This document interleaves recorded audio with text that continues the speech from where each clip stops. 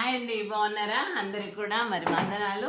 మళ్ళీ మనము క్లాస్లో కలుసుకున్నాము. క్లాస్ అంటే మీకు చెప్పాను, మన క్లాస్ అంటేనే సమాజము, మన కుటుంబం అంటే కూడా జాయింట్ ఫ్యామిలీగా సమాజాన్ని మీకు డెఫినేషన్ ఇచ్చాను. మరిగా దాంట్లో మరి ఇప్పుడు నా ఛానల్ కూడా జీపీఎల్జీసీని మీరు సబ్స్క్రైబ్ చేయండి, లైక్ చేయండి, షేర్ చేయండి, కామెంట్ చేయండి. ఇంకొకటి ఏంటంటే ఇవాళ మన క్లాస్ ఏమిటంటే, మన టైటిల్ ఏమిటంటే మరి ఒక చలన చిత్రాలు. మరి వెనకటి నుండి కూడా నాటి సమాజము నాడు నేడు ముచ్చట్లు కదండి మన యొక్క ప్రోగ్రాము.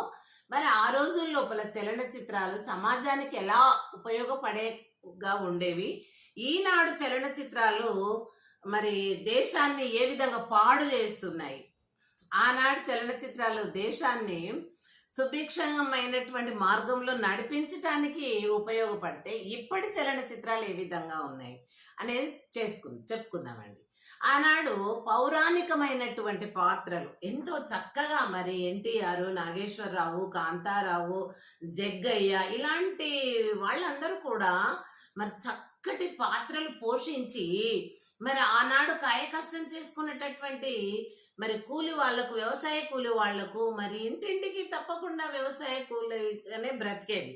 అలాంటి వాళ్ళు అలసిపోయి వస్తే ఆ యొక్క చిన్న చిన్న థియేటర్లు ఉండి మరి రూపాయికి ఎంతనో, మేమైతే రూపాయి టికెట్కు నేను చూసిన మా ఊర్లో. అయితే అలాంటి టికెట్ మరి ఆ రూపాయి అప్పుడు దొరకకపోవండి. రూపాయి అంటే ఇప్పుడు 100 రూపాయల నోటు అన్నట్టు లెక్క. కాబట్టి మరి అది దొరకలేదు. మరి వీళ్ళు కష్టం చేసి ఇంటికి వచ్చి వండుకొని తిన్నాక ఆడ మగ అందరు కూడా ఏం చేద్దరు, భార్యలను తీసుకొని కొంచెం రిఫ్రెష్మెంట్గా ఉంటుంది. ఆ చేసిన పనంతా కూడా అలసట మర్చిపోతామని చెప్పేసి మరి ఆ ఊర్లోకి సినిమా వస్తే ఏంటి 15 రోజులు, వారం రోజులు ఆడుతుంది. వచ్చినప్పుడు ఆ సినిమాలు చూసి వాళ్ళు నిజంగా ఆ యొక్క పాత్రలు పోషించినటువంటివి, ఆ కథ నిర్మాణం కావచ్చు, విధానం కావచ్చు, చాలా వాళ్ళ జీవితాలకి ఆ యొక్క సినిమాలు కూడా చాలా ఉపయోగపడినాయండి.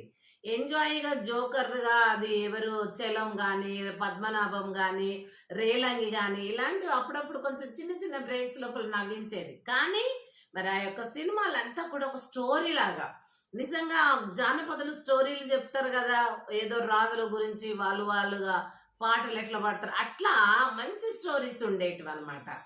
ఆ స్టోరీస్ను వాళ్ళు మళ్ళా పొలాలలోకి వెళ్ళినప్పుడు రాత్రి సినిమా చూసినాము, ఈ విధంగా ఉండింది, ఎంత మంచిగాని మళ్ళీ మిగిలిన వాళ్ళకు చూసిన వాళ్ళు చెప్తూ ఉంటే వాళ్ళకు ఎంటర్టైన్మెంట్గా ఉండి చేసిన కష్టం తెలియకపోతుండే అండి.